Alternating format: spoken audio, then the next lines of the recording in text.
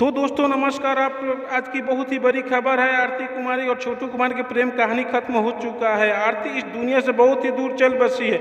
आप लोग तस्वीर देख सकते हैं कि काफ़ी दर्दनाक और बुरी खबर सामने आ रही है। सोशल मीडिया पर काफ़ी ज़्यादा वायरल हो रही है कि आरती कुमारी का निधन हो चुका है। आप लोग मोबाइल स्क्रीन पर क्लिप देख सकते होंगे कि इस घटना के विस्तार रूप से बताऊँगा। तो दोस्तों बता दूं कि अभी इस चैनल पे नए हैं तो लाइक और सब्सक्राइब कर ले, क्योंकि आप लोग को इससे यही प्यार मिलता है। तो चलिए विस्तार रूप से वीडियो के माध्यम से पूरी सारी सच्चाई बताना चाहता हूं।